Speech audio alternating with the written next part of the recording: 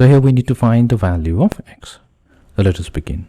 What we'll do, we have x equals to log of 16 plus 2 log 2.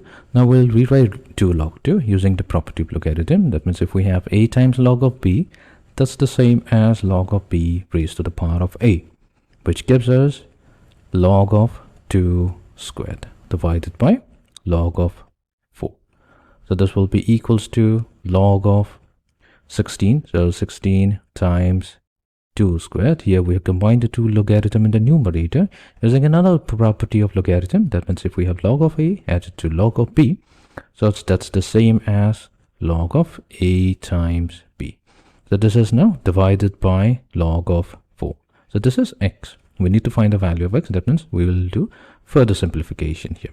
So this is equals to log of, so we have 16 times 2 squares, that's 4. So we have 64 divided by log of 4.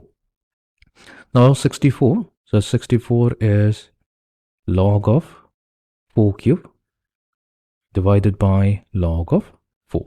Then we can rewrite log of 4 cube using this property as 3 times log of 4 divided by log of 4.